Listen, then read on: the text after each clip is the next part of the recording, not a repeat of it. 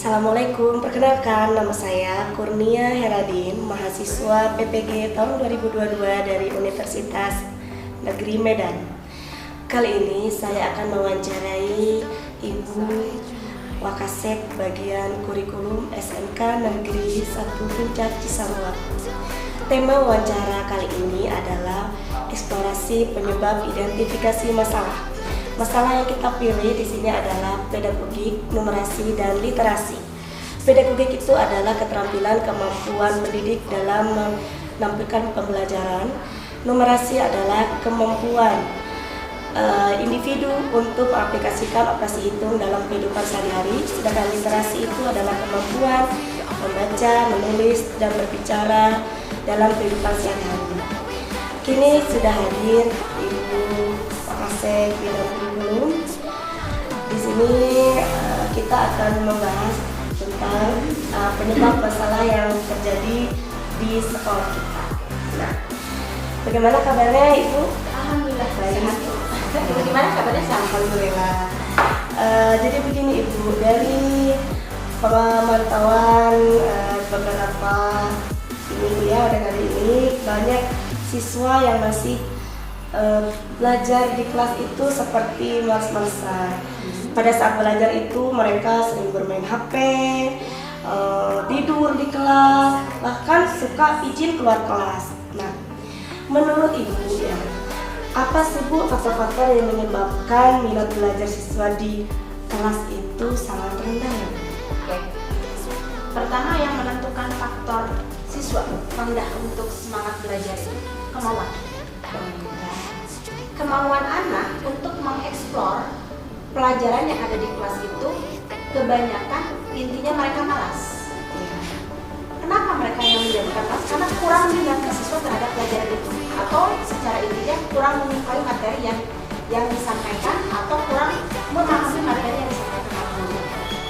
Tuh, jadi kurang minat kemauan dari siswa itu sendiri. Jadi dalam artian si guru tuh harus bisa meningkatkan minat kemauan siswa itu apa. Nah, paham dulu Bu. Oke, untuk meningkatkan minat belajar siswa pasti harus ada model pembelajaran dan metode pembelajaran yang cocok, yang sesuai, yang harus guru tahu ya Bu ya di kelas agar siswa itu bersemangat.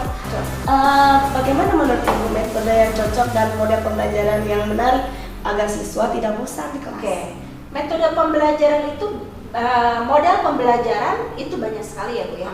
Jadi bergantung pada gurunya dan disesuaikan dengan apa yang akan disampaikan antara materi dengan model yang akan digunakan. Jadi di match akan menimbulkan rasa keinginan tahuan siswa itu semakin meningkat, bahkan bisa menumbuhkan rasa minat siswa terhadap pembelajaran itu. Misal kalau guru menggunakan metode ceramah, ya walaupun dalam artian metode ceramah itu tidak bisa terlepas, tetap akan kita gunakan. Betul. Karena nggak mungkin kita tiba-tiba praktek atau kita tiba-tiba memberikan ujian tanpa menyampaikan materi yang akan kita sampaikan. Tetap metode ceramah kita gunakan, tapi ada model pembelajaran yang harus kita pakai. Salah satu kuncinya guru harus memahami berbagai model pembelajaran. Contoh, misalnya model pembelajaran problem basic learning, yaitu model memecahkan masalah ya Bu ya. Jadi siswa digiring untuk menemukan apa masalahnya yang di dalam pembelajaran itu, dan siswa juga diajak untuk menemukan solusinya harus bagaimana. Oh iya, Seperti itu. pecah masalah. Jadi dibagi beberapa kelompok ya Bu ya. Jadi anak-anak teh tidak hanya guru oriented ya Bu ya. Jadi take and give. Jadi antara guru dengan ada siswa interaksi itu ya. interaksinya harus. Bahkan 80% siswa itu harus yang berinteraksi, yang aktif. Gurunya hanya menggiring saja. Seperti itu. Sudah tidak menonton. Nah, untuk media elektronik sendiri atau IT Bu, bagaimana peranan media elektronik atau IT itu dalam proses pembelajaran Bu? sangat berpengaruh besar. Kenapa? Kenapa berpengaruh besar?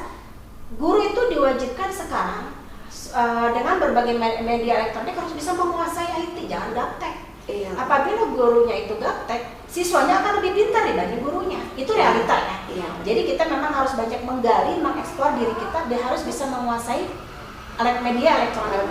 Contohnya apa Bu? Salah satu misalnya media yang kita gunakan InFocus. Nah, guru juga harus paham bagaimana cara mengoperasikan InFocus. Berarti gurunya harus membuat media pembelajaran dengan bentuk PowerPoint.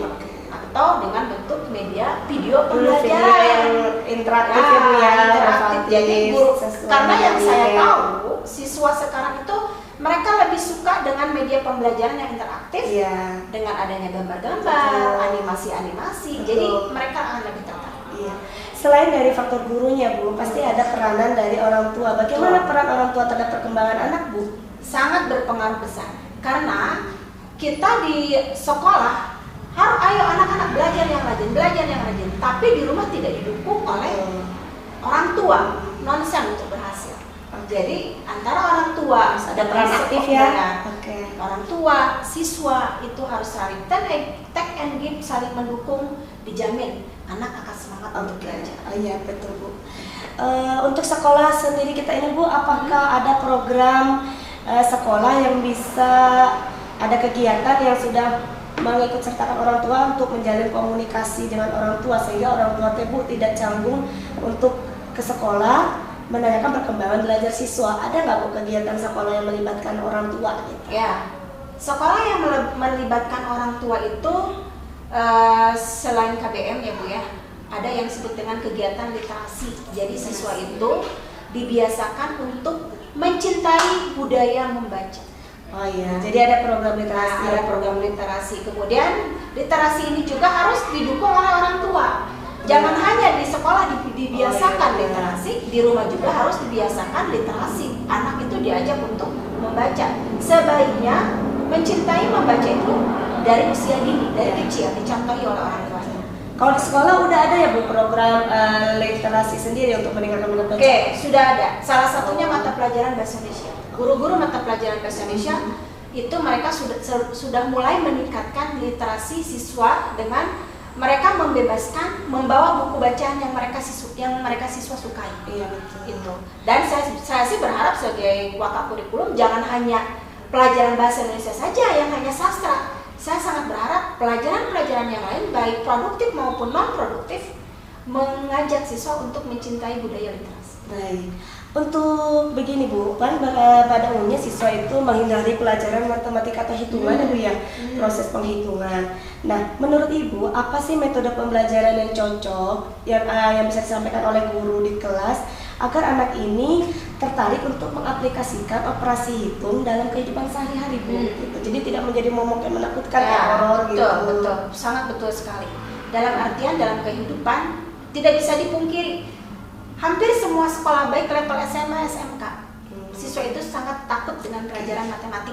Itu bahkan dari dulu ya Bu ya. Oh, iya. Kenapa mereka takut dengan pelajaran matematik? Karena mereka belum mencintai dan belum menyukai pelajaran matematik. Apabila minat siswa sudah timbul menyukai, tidak ada namanya kata sulit atau menakutkan dalam pelajaran matematik.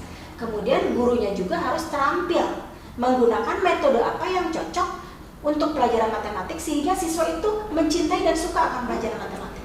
Oke, terima kasih Ibu atas penjelasannya. Kalau kita boleh simpulkan bahwa dalam perkembangan belajar anak yang sangat berperan aktif adalah selain guru adalah orang tua, dan metode serta media pembelajarannya itu sangat berpengaruh terhadap semangat anak untuk belajar di sekolah.